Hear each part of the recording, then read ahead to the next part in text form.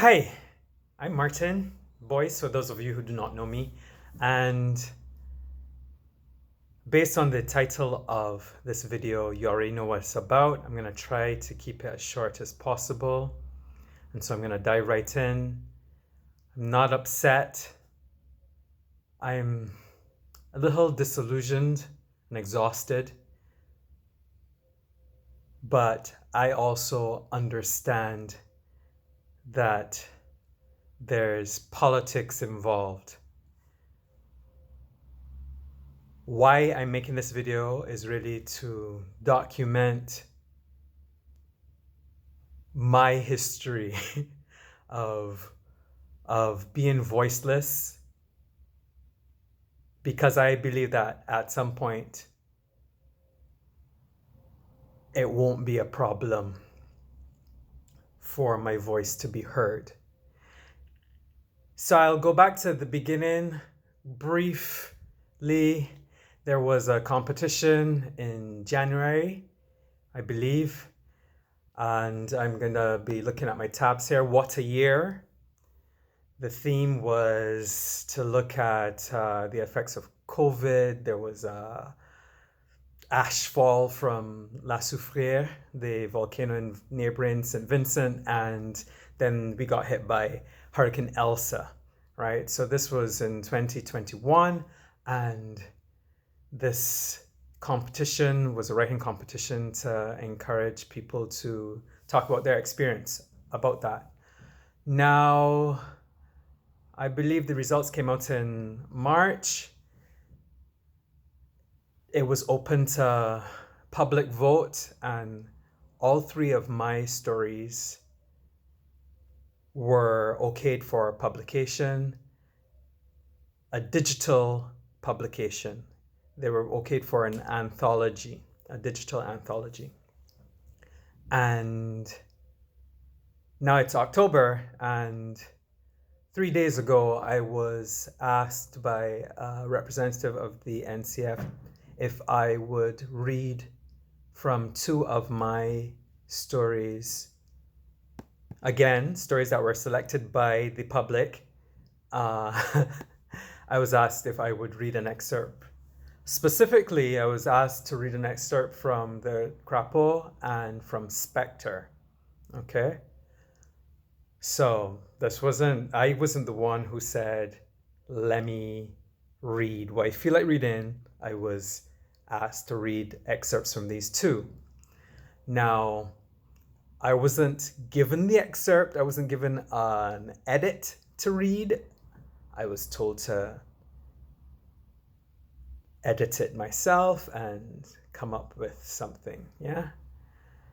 So, understanding that, again, like I said, it was about 2021 and these three events that happened primarily, I figured that most people are also going to talk about the volcano and the ash fall and Hurricane Elsa. So because I have a unique voice, a unique perspective, I would focus on my experience as a member of the LGBTQ community in Barbados, and I would talk about how things were for me before they were bad before, right? This is what the whole point of writing about this was, that things were bad, and so isolation kind of made things worse. Anyhow, I return the same day with my excerpt, and I get a response. And the response is, first, let me apologize. I sent forward the excerpt for approval, and there was some concern that open discussions on sexuality in Spectre may not be appropriate for the event. Let's come up with a replacement. We can discuss it tomorrow. Again, sincerest apologies. To which, I'm not very surprised by this. Actually, I was surprised initially that I was given the okay to hand in an excerpt from Spectre. But not totally surprised. My immediate reaction was, shucks. Okay, let me know. And then obeying this feeling inside me, I started to write another response. And this turned out to be the response. It's also not a discussion on sexuality. It's an excerpt of one of the winning entries. And then I go on and understand that I'm a little upset here. Because you just get upset. You just get upset. This is why Barbados stuck in the so Middle Ages. The people guarding the gates are the ones with the unconscious, unresolved biases when they should be leaders of progressive thought. What is the role of the artist in a society if not to challenge the status quo?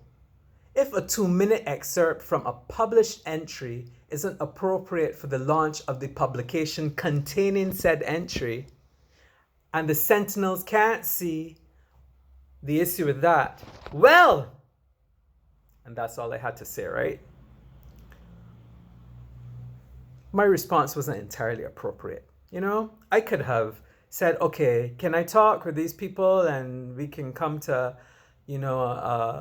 a conclusion that's not unilateral, Of course, that's well within their right because they're the ones doing the launch, etc., etc. But it's problematic because I have felt this, that my voice is allowed once it's in written form, People can't hear it because it might be too offensive. It's that same rhetoric about, it's okay to be who you are once you don't push it in people's faces. That's exactly what's going on here. So I decided that I'm going to just read it for you all because my conscience does not allow me to go to this event to read anything, although I was told, that someone would get back to me. Maybe after my response, they, I don't know, were afraid to, but I've not heard back from anybody. So in any case, I would not feel comfortable reading anything else at the launch. So I'm going to just read it for you. Okay? Let me pause here and get back to you. Right. So again, like I said, I decided to just focus on a perspective that would be slightly different from most people's perspective. And I do so by looking at how things were already bad. And of course, it has to be a 2-minute excerpt. So there's no time to explain in a way that might make you think it is a whole lot more relevant to the topic, but reading the entire story, you would understand how it is. Okay, so this is the excerpt that I put forward. Spectre. My loneliness before COVID-19 related restrictions began in Barbados meant it would not have been a surprise if I had been found stumbling down Broad Street naked and dribbling with a pack of dingy dogs in tow. Barbados' buggery law, Chapter 154, Section 9 of the Sexual Offences Act criminalizing buggery, reduces same-sex male partnerships to a sexual act, compounding isolation.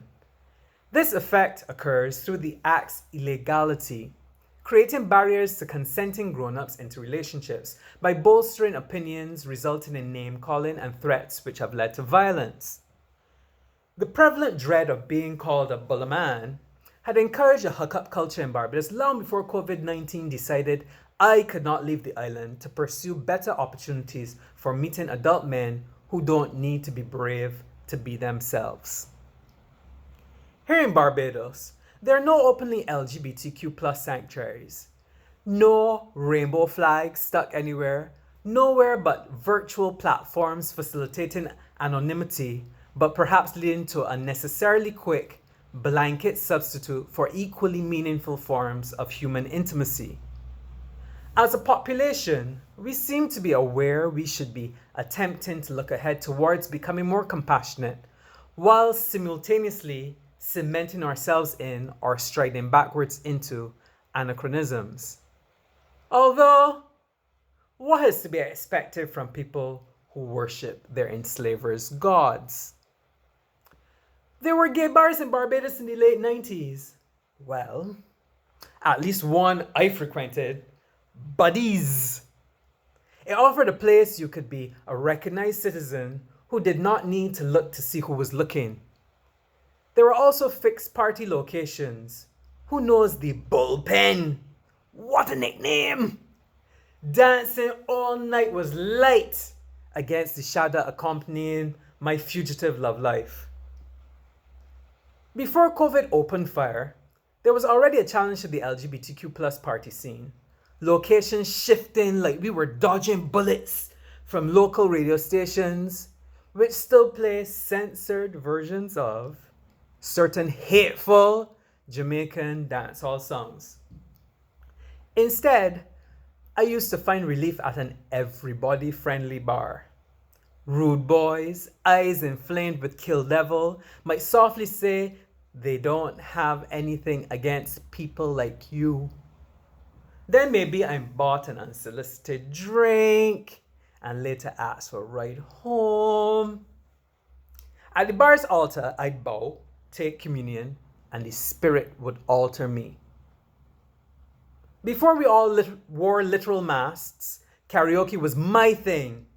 Almost no longer ashamed that my voice only suits white boy bands, how my heart would skin coffins seeing my song appear on the screen.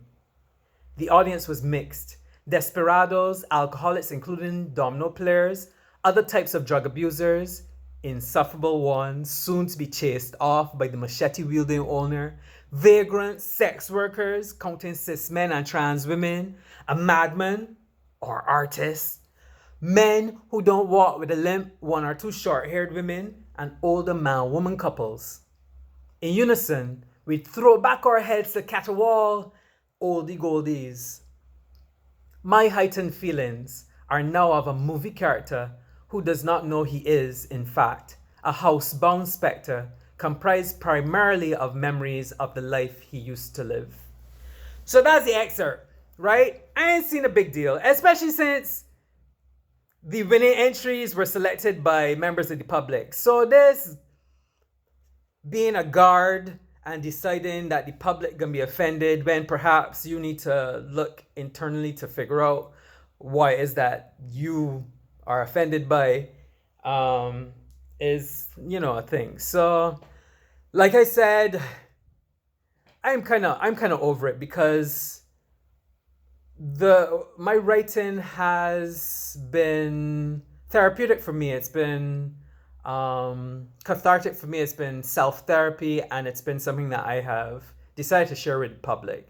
So I'm not really deliberately or consciously waving a banner and being a deliberate activist. I am just sharing my story. That's all it is. And everybody got their own story, right? So there it is. I've shared my story with you. I'm obliged to get to the launch and share it with the body. All right. And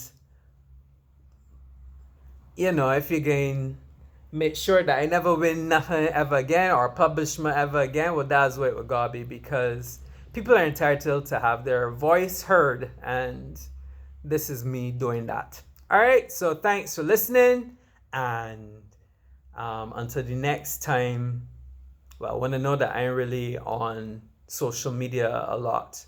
But until I feel like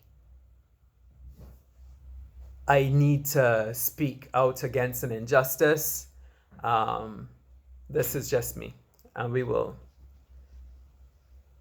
see each other again and hear each other again. All right? Later. Bye.